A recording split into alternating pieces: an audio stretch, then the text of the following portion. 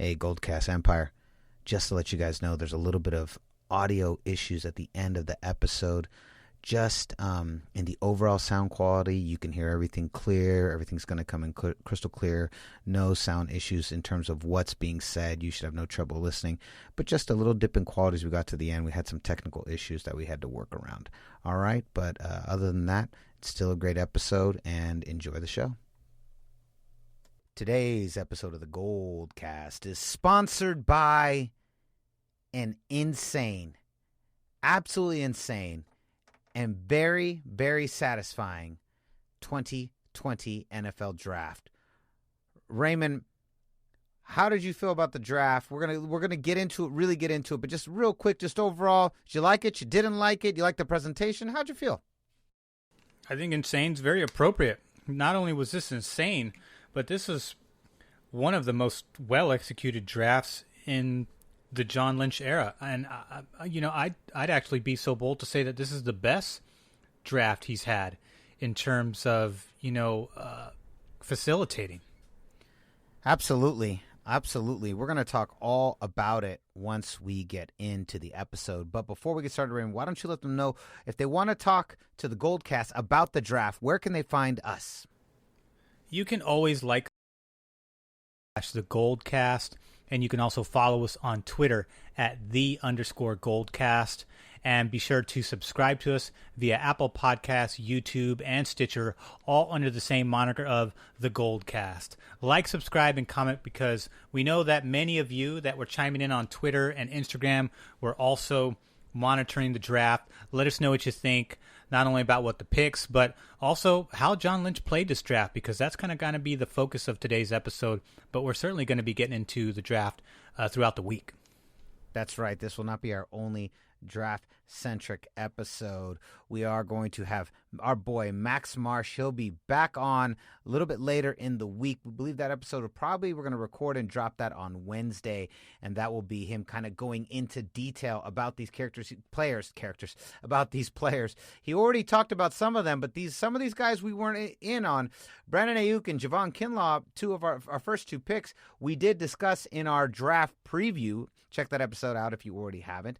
But then we're going to go in with him into the rest of this draft. Who are all these players? What does he think about them? Where do we go from here? All right. Now, Raymond, if they want to talk to you directly about the draft, where can they find you? You can always, I think the best place to reach out to me is on Twitter. That's at Ray Solis, RaySolis.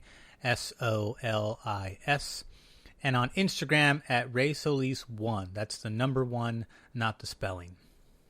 That's right. And you can find me on Instagram and Twitter at I am Rudy 3rd. I am Rudy 3RD. All right. Here we go. The greatest fanalist in the game. He has arrived. Your boy, me, your professor of fanalism. I'm in the building too. Class is in session. Let's go. San Francisco, are you ready? This is the GoldCast.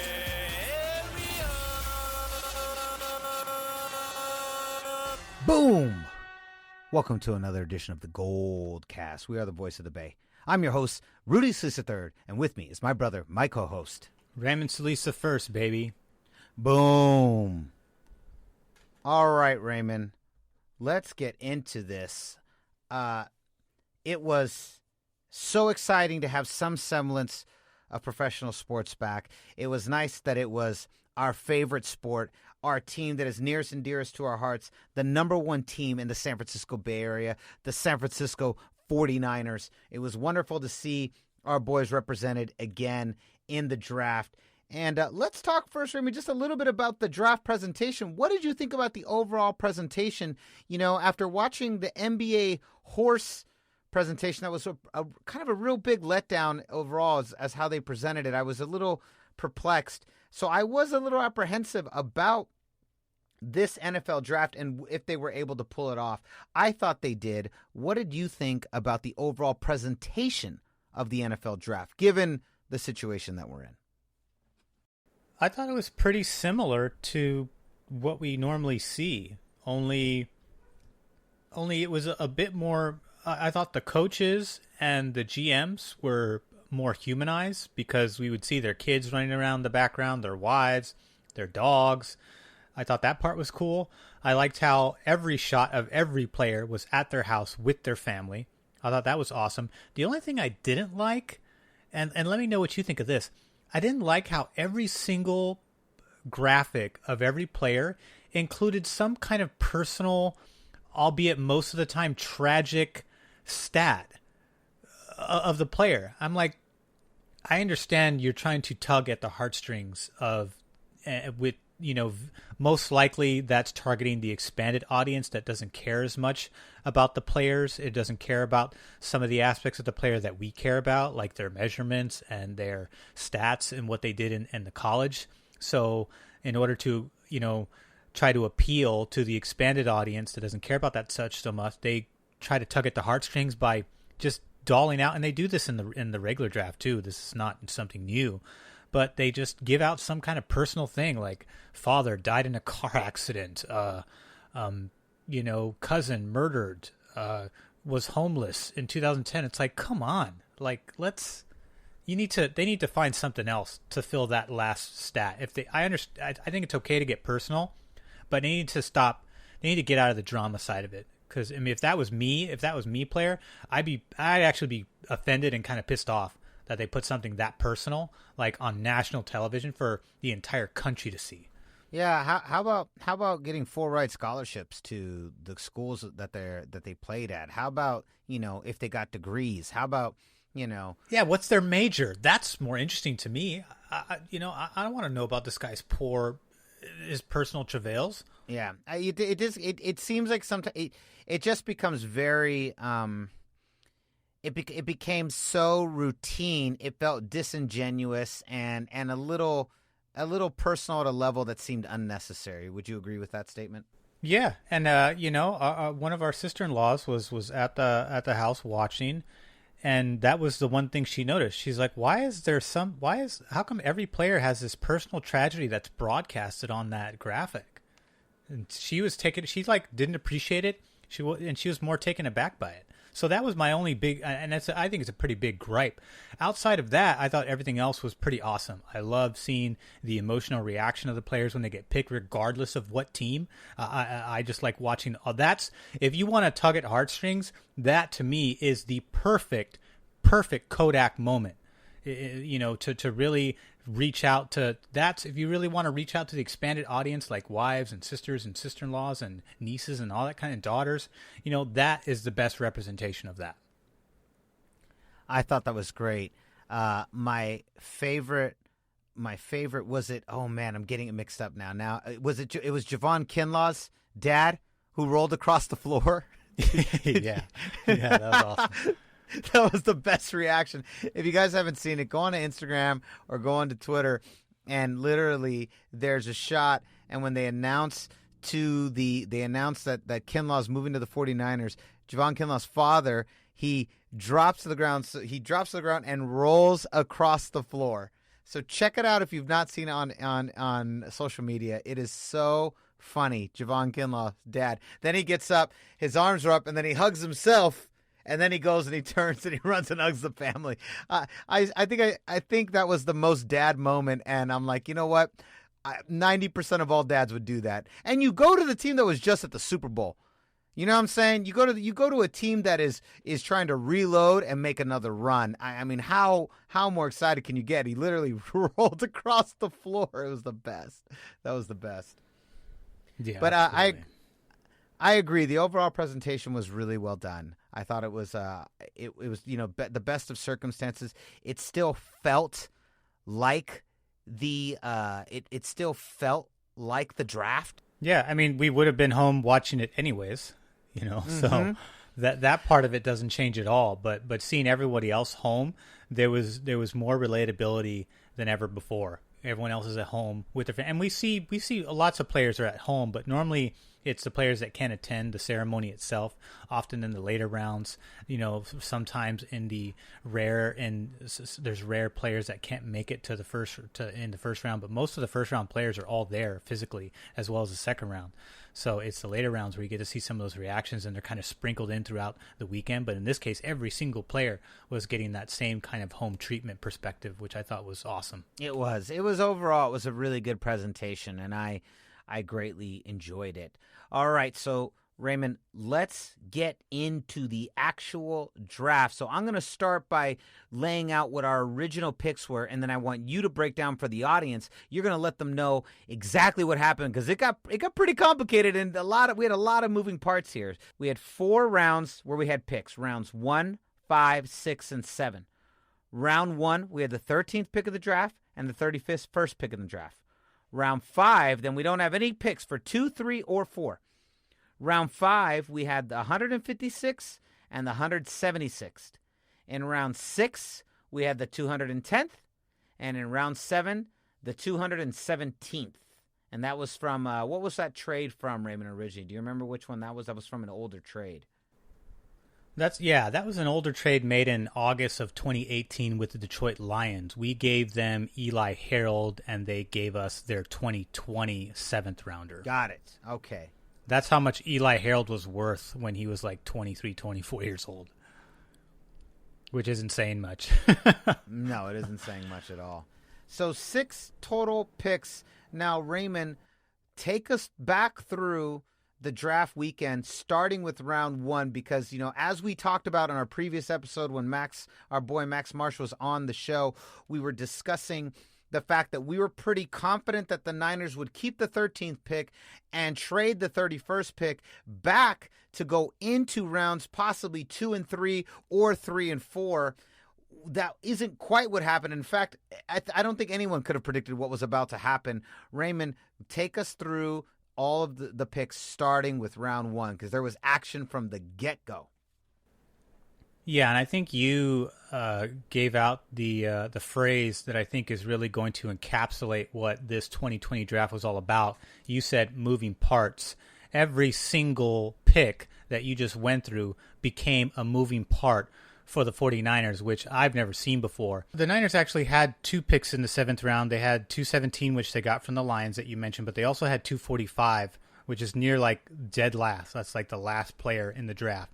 So what ended up happening was that in round 1, we had pick 13, and I really thought that the Niners were going to trade this pick and keep the 31st, or perhaps work out some kind of deal with both of them. But I was really leaning on them trading the 13th pick, because I thought that was a high pick for them, and that was going to be more of a bargaining chip, and that they would use that to get back into the 3 rounds that they had nothing in. Because I thought that being out of the 2nd, 3rd, and 4th, I thought the Niners have got to make moves this year to get into those rounds to get picks. That's what I thought that they had to do no matter what, and that they were going to do that. I was banking on that being an inevitable, outcome.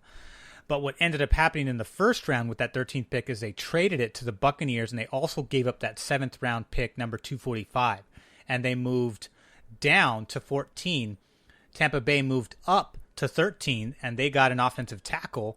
And then we ended up taking defensive tackle Javon Kinlaw out of South Carolina. So he goes number 14th overall. Then later in the first round, right around the time we're getting to the 20s, the Minnesota Vikings moved down to 31st. And I'm like, oh my God, that's our position. So where do we go? San Francisco trades up to 25. We give up the 31st pick plus so from the Tampa Bay trade, we also got their 4th rounder, which was number 117. That's what we got out of it. Not only did we move down to 14, but we also got their 117. Then the Niners take that 117th, that new currency, which I thought that they were going to keep to stay in the 4th round, a round that we didn't have any picks in, and they flip that plus number 176, which was their later 5th rounder, and give that to Minnesota. And they move up to 25 and take wide receiver Brandon Ayuk out of Arizona for the 25th overall pick.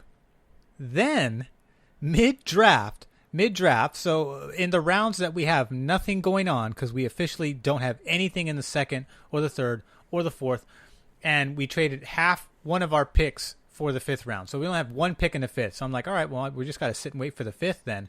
Then all of a sudden, we get the reports coming in that Washington has traded standout offensive tackle Trent Williams, who was drafted in 2010 by Washington, and we give up our 156 pick, which was our only other pick in the 5th round, and we give up our 2021 third rounder, position to be determined. Right now, it'll be determined once the season starts, once we finish the season and figure out where our position is. And Trent Williams is a 7-time Pro Bowl offensive tackle, so he's even better than Joe Staley, because Joe Staley retired and we had to replace him, and he played with Kyle Shanahan from 2011 through 2013 when he was there with his dad. So that takes care of the mid-round draft.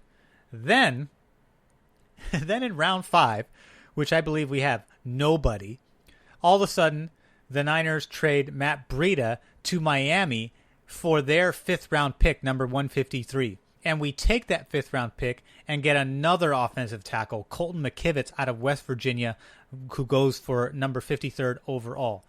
Then in the 6th round, where we had the 2010 pick, right? We had the 2010 pick. We give up Marquise Goodwin to Philadelphia, so we don't even keep our 210 pick. We give that to Philadelphia and Marquise Goodwin, and then Philadelphia gives us their 6th round pick, which was number 90. So then we get tight end Charlie Warner out of Georgia, 190 overall. Then in the final round, we use that 2017 pick that we had traded for for Detroit in August of 2018. We flip that for wide receiver Jawan Jennings out of Tennessee. So every single pick in this draft was traded by the 49ers to move up and get a player they really wanted, or in the middle of the draft, in this case, to find Joe Staley's instant plug-in replacement. This was an absolutely masterful draft, and I don't care what anybody says. I understand there's bias going on here, but the fact that we did not have picks in rounds 2, 3, and 4, and we still were able to not only address the recent departures of Emmanuel Sanders and DeForest Buckner with Javon Kinlaw and Brandon Ayuk, and then Joe Staley retires, so we get Trent Williams in his stead, and then get a backup that we can groom in Colton McKivitz, and then fulfill the Charlie Warner position, because we know that Garrett Selleck retired too, so we got a younger tight end, because we know that Dwelly is going to move up into that position. And, Toilolo is the tight end we lost in the offseason, so Warner replaces him.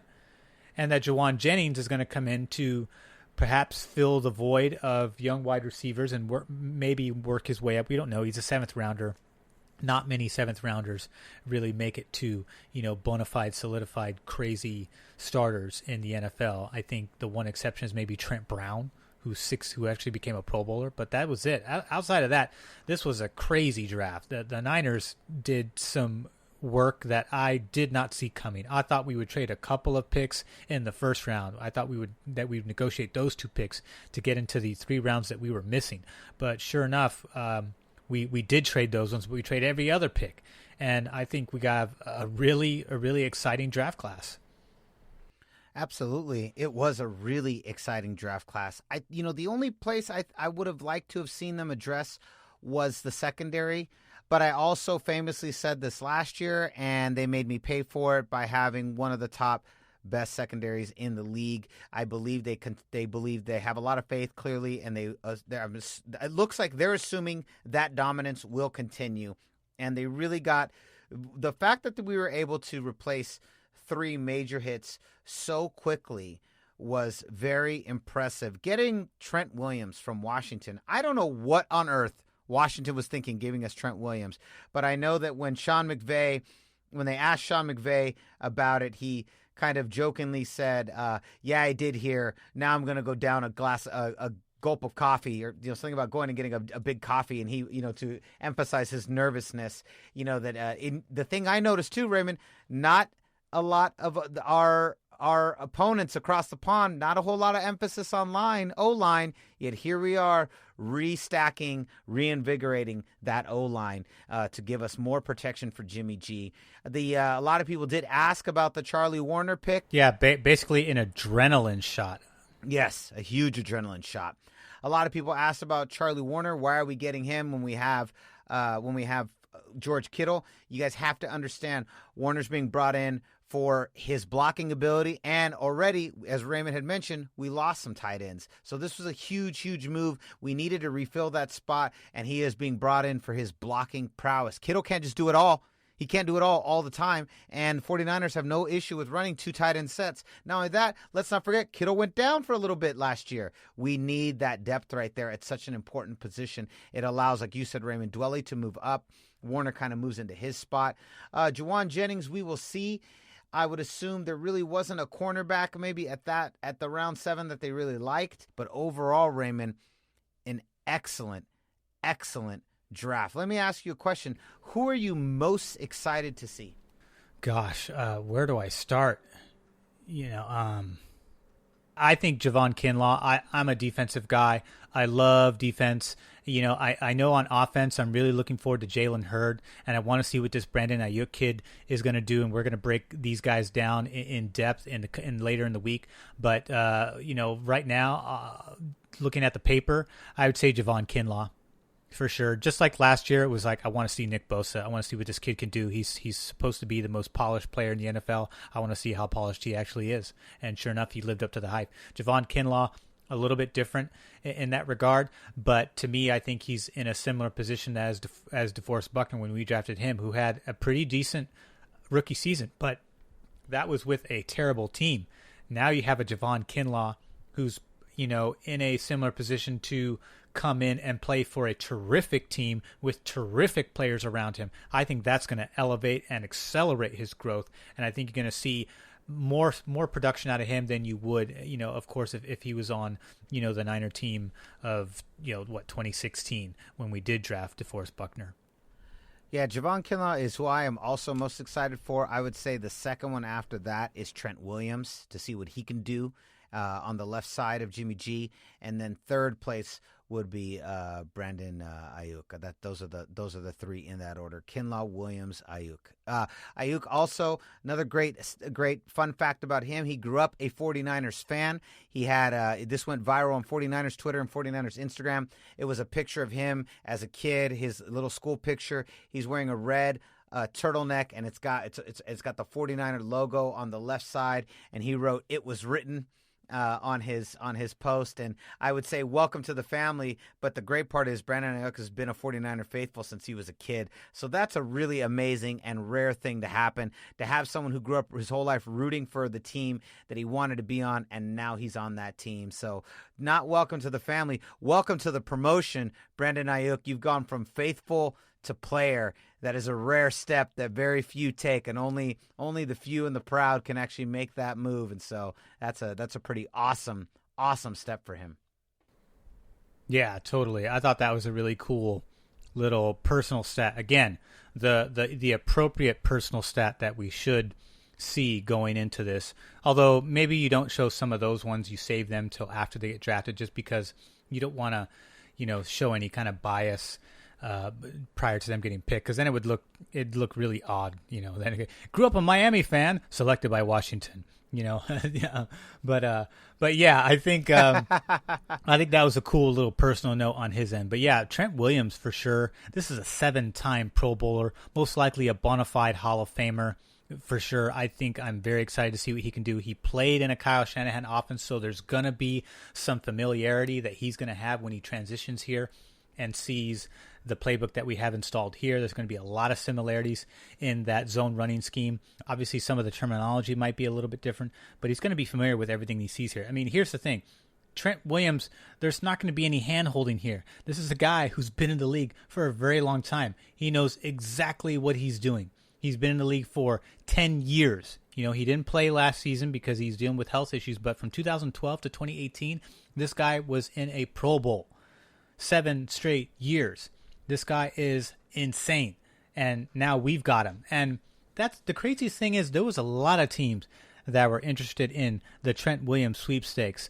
But of all the teams to get him, the Niners turn out to be the winning team in the Trent Williams sweepstakes. And guess what? He wanted to come to San Francisco. He didn't want to play for any other team. He forced Washington's hand and said, I don't want to play with anybody from San Francisco, so you better work it out with San Francisco. That was the chatter that I was hearing on the back end. I don't know if you heard the same thing, Rudy, but that was kind of what the rumblings were. I did not hear this. Yeah, he only wanted to play for San Francisco, probably because not only of their, the competitive level that they're playing at right now, but also because of familiarity and probably the likeness he had with Kyle Shanahan, having played for him for several years. So I think that those two things played into it. And plus, there was a huge discrepancy in his health that was very publicized, and I felt like he had a lot of bargaining power, and Washington wasn't going to, risk any more negative press surrounding that issue. So I think that that gave leverage to San Francisco and Trent Williams to get this trade done. That's amazing. I did not hear that. That makes a lot of sense, because I was trying to figure out this whole time I've been trying to figure out, how did the Niners even know Trent Williams was on the market? How did this come together? That answers a huge question for me. Very excited. Did you also hear that Colton McKivitz, the fifth round offensive tackle they drafted, he may try for the guard position? Did you hear that? He may play at guard for a while? I did not hear that. They're probably going to make guys compete. I know Tomlinson, School, and who was the other guy that was there? But they all had moments where they played really well. I mean, we had a banged up offensive line. We lost our center later in the year. We lost Staley for 9 games. We lost McGlinchey for a while as well. And all of the backups came in and allowed us to play at a level that seemed like we hadn't missed a beat. So I think at times the protection was a little shaky. We saw that early in the Green Bay Packers game, the first Green Bay Packers matchup, and then we saw, I think Justin School got pulled out in the Seahawks game too. Yeah, and the Seahawks game we saw. Well, that was again, I believe, the first one. The first one. I'm not sure if Joe Staley was in that one or not. I'd have to go back and check it out. But I know that for the most part, the backups played well. So I think the goal going forward is Trent Williams is obviously going to plug in at left tackle. That's where he's played his entire career. And then the guards, I think they're going to have them compete, because I'm pretty sure that right tackle is solidified with Mike McGlinchey, and the center is also solidified. So I think the guards is really where they're going to try to make guys compete to earn those roles, to see who's going to get that top spot. And then we'll have, I know Sean, I forget his last name, but our swing tackle, he got brought back for a 1-year deal. So we have the swing tackle. The swing tackle meaning that he can play multiple positions, hence why he can swing. Swing is the idea he can swing to multiple roles. So he will be returning. He got injured earlier before the season began. Sean Coleman, that's his name. We lost Sean Coleman early last season. He'll be back. He'll be healthy, so he'll be able to provide some much-needed backup in case somebody goes down, which is a common occurrence in the NFL. As we saw, we lost 3 offensive linemen at one point or another throughout the season, one of them who eventually did not return and went to season-ending IR. But, I think that's going to be a really fun group to watch, not only in this offseason, as Matt Mayoka will provide lots of awesome in-depth reports, but also when preseason and the regular season kick off in August and September, to see who kind of fills out those 2 remaining guard positions. Yeah, this is going to be very exciting. And you know me, how I feel, Raymond, that when it comes to this O-line, having guys compete, having guys push towards for perfection in that O-line, you build from the middle out, O-line, D-line, and that's where we address. And I'm very, very excited. So excellent. We are going to have Max Marsh on a little bit later on in the week to break down all these players, really give you guys the nitty-gritty. We discussed on our draft preview Javon Kinlaw and Brandon Ayuk, possible people we could get. We ended up having them. We're going to go through them again for you if you didn't hear that episode. But then we're going to break down everybody the 49ers got with Max Marsh. So don't forget, you want to hear that episode. It's coming on later in the week.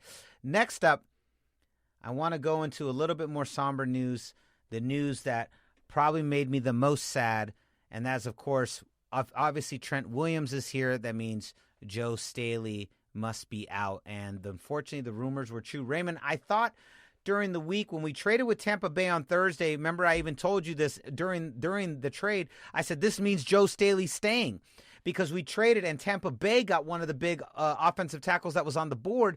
This is why all the news saying that Staley's out, we might draft a tackle, all this news was out there because we were trying to convince Tampa to make the trade, and we were never going to get a tackle, but we convinced Tampa we were, and Tampa wanted that tackle.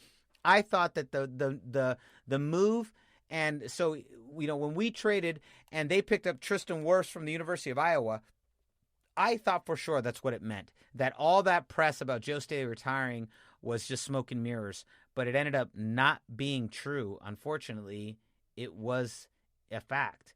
Joe Staley has retired. He announced during the draft that he would retire after 13 years. He was in my top 11 49ers of all time. He was in my top 11. He was there. He was on that list. I think he's been the most dedicated 49er we've had this century. He has stood by every regime. He has stood by every quarterback, every coach, and regardless of whether the team was the bottom of the league or the best in the league competing at Super Bowls, he was there. I think the thing that I'm most saddened by is that he was competed in 2 Super Bowls and wasn't able to win. But let's talk about some good things about this. The thing I want to talk about right now, and I want to hand this off to you, is there's a play that has gone viral.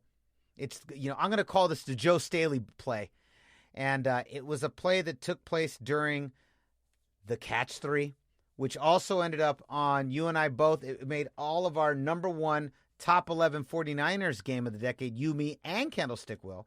And it also ended up on all of our lists for top 11 Bay Area games of the decade. Scroll back through. If you're watching this on YouTube, I'll link both those episodes on YouTube. But if you're hearing this on any of our podcast outlets, scroll back through the feed, and you can look up top 11 49ers games of the decade, top 11 Bay Area games of the decade, and you can hear us talk about this game in particular, the catch 3.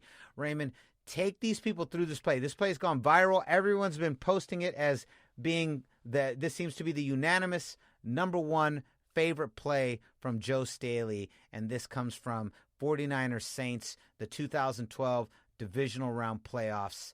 Take us through the play, Ray. And probably the most exciting playoff game of that season of the postseason. This was against the New Orleans Saints in the fourth quarter. 2 minutes, 18 seconds left to go. The score was 24-23 in favor of the Saints, who had just scored. The Niners are on the Saints' 28-yard line. It's 3rd and 7. The Niners have been struggling with third down conversions all throughout Smith's career, and this season and in this game as well. So it was looking pretty bleak because, at least it wasn't a 3rd and long. I would have been even more sketched out if it was 3rd and long. But Alex Smith takes a shotgun position. We all assume pass. Alex Smith is actually pretty decent in shotgun just because most quarterbacks play more comfortable in the shotgun position just because you have more time to throw. You can go into more your 5 and 7 step drops are easier to manage. The ball is hiked. Smith takes off towards the left sideline. The Saints are completely caught off guard. At least that was the impression that we all had. Smith is bolting as fast as he can, and right in front of him is Joe frickin' Staley. Staley pulled left. He actually sold the block. Then after the block, pulled and ran downfield with Alex Smith. And this is 9 years ago. So Joe Staley's even in better shape than he was this past season, although he's been in great shape his entire career. And there's only one defender left to beat, a rookie safety by the name of Issa Abdul Quddus. And Staley goes and barrels him down like an 18-wheel truck. Smith goes flying in for the touchdown, and of course, the rest of the game is history. This was a fantastic play, a fantastic call. Alex Smith was stoked. I was stoked for Alex Smith. I loved that Staley was able to. Joe Staley got deep downfield. You have to be pretty damn athletic to not only pull downfield the way he did, but to have enough speed to get to your blocking position before your much faster quarterback, because Alex Smith had some pretty good legs, and he's got rushing stats that are pretty commendable on his career if you go look at Pro Football Reference. But he had to get to his blocking position before Alex Smith in order to block number 42, Abdul Quddus. And that was pretty damn impressive, and just one of many impressive things that Joe Staley has done throughout his career. But if we had to definitely pull one play that really kind of highlighted how amazingly athletic and gifted he was as an offensive tackle, who, by the way, was a track star. Remember, he was a track star. D Ford didn't know that. And they famously asked D Ford, like, "Hey, did you know that Joe Staley was a former track star in high school?" "I didn't know that." Could you see that? "I can now." was D Ford's famous reaction. But yes, this was a brilliant play done by a brilliant player who will be sorely missed, but will go down in history as one of the all-time greats for the Red and Gold. Absolutely, Raymond. Why don't you break down his career stats for us? Yeah, sure. He played 13 years. He had 181 starts, a 6-time Pro Bowl selection and he was second-team All-Pro voted between 2011 and his 2013 Pro Bowl trips. And in 2017, when he was with Kyle Shanahan, he went to his 6th Pro Bowl. He was also voted second-team for that too. And he had 11 playoff starts throughout his career, including his final one, which was in the Super Bowl. I believe he did get injured in that game, but he played about 90 of the offensive snaps before he got injured. So it's not like he missed a lot of that game. I thought he did originally, but upon a second glance, realized that he played most of that game. And now I'm going to read the letter. He wrote a letter, and so if you haven't had a chance to read this yet, I'm going to read it for you guys. This is Joe Staley's letter to the 49ers team and the 49ers faithful. It's not too long. It moves pretty fast, and I think when you played for the team this long, you deserve to get this heard on the GoldCast. So here we go. This is Staley's letter to the fans and the staff and the players of the San Francisco 49ers. He goes on to say, after 13 incredible seasons with the San Francisco 49ers and many recent months of consideration, it is with very mixed emotions that I am announcing my retirement from the NFL. The game of football has been a true passion of mine since I was 8. But my body is telling me it is time. Football is a physical sport, and I have given my all to the game and pushed my limits. Last season was a dream to be a part of, having the opportunity to chase a championship. But it was by far the most difficult on me and my family. My body was breaking down with a variety of injuries and deteriorating neck condition, and the constant discomfort affected every aspect of my life. I have 2 daughters, Grace and Audrey. They are my world.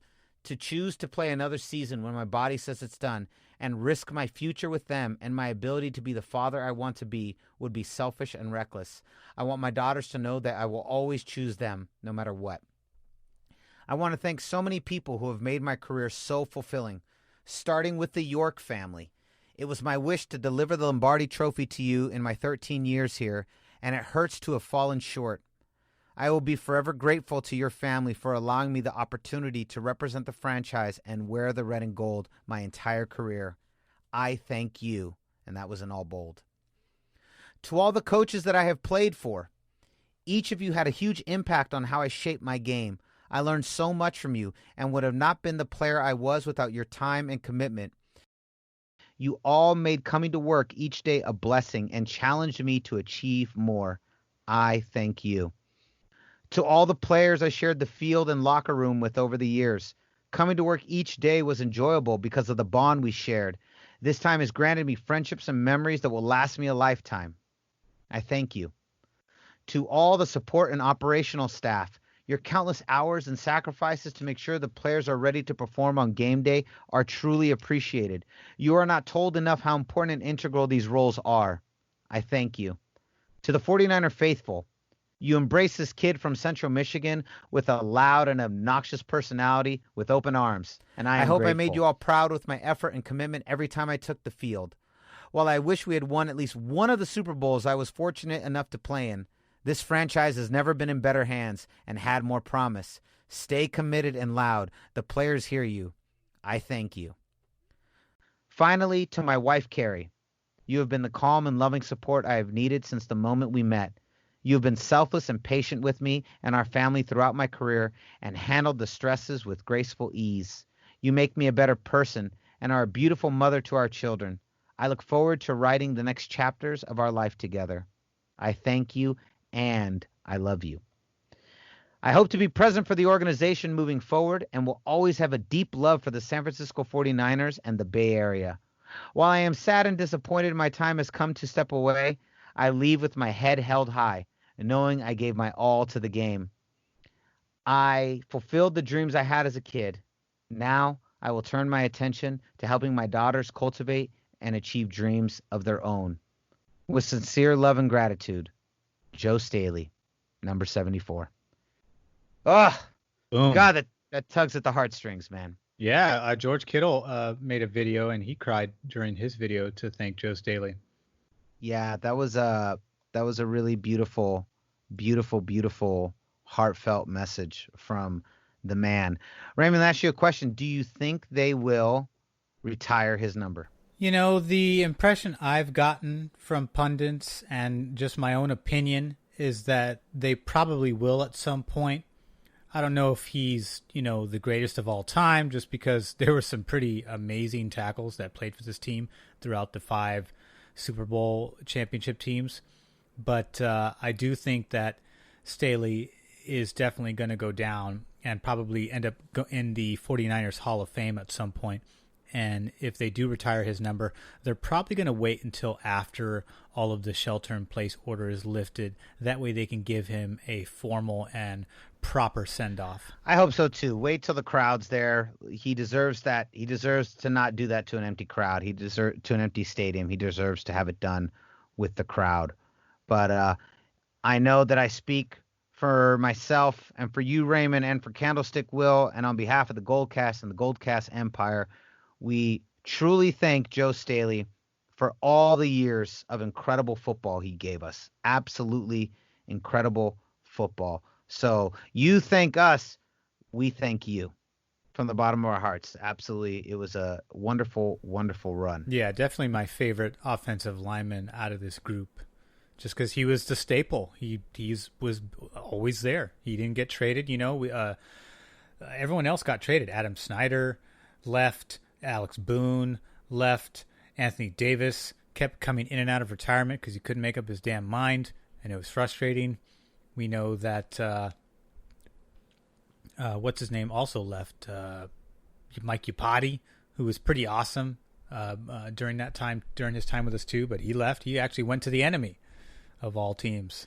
So, but I mean, it is what it is. But Joe Staley was always there. Just the constant, you talk about faithful, baby. Joe Staley is the epitome of what it is to be a 49er faithful. Not only as, we as fans are faithful for sure, but Joe Staley is he's gonna be a 49er faithful fan, but he was a 49er faithful player, like true and true. This guy bled red and gold. I agree, and I hope that he comes back as an offensive line coach or maybe defensive line coach. Yeah, I love that he wants to come back too. So I think it'd definitely be awesome if he came back in a coaching capacity, and because we know he's a pretty sharp guy. He's done a lot of goofy things throughout his career, but he was also hosting shows, and he was doing some shows. I think it was like Hanging with Joe, or I forget what it was, but he had a show that he did for 49ers on the side for a while too, and he did a lot of goofy interviews as well, and a lot of off the field stuff. There was a famous joke that he did with George Kittle where they're using Minnesota accents talking about how good looking Jimmy Garoppolo is. Pretty funny clip if you haven't seen that one, or pretty funny audio. I think there is a visual of it too. I think the camera's on them when they're doing it too. There's audio and visual for that, but definitely check that out. That's pretty funny. There you go. All right, we will be back later on in the week with Max Marsh to break down all of these players in all of their college glory, and we'll see whether or not he thinks they're a fit for the 49ers. What say you, GoldCast Empire? How do you feel? Who's your favorite pickup? How do you feel we did in the draft? Let us know. Go to youtube.com/thegoldcast. That is the place where we tend to keep most of our mail, most of our information. That way you guys can all see each other and we can interact together. And we will be back later in the week. So concludes another edition of the GoldCast. We are the voice of the Bay. I'm your host, Rudy Solis III, and with me is my brother, my co-host, Raymond Solis the First, baby. Boom! We'll see you next time. Same GoldCast time, same GoldCast channel. This is the GoldCast.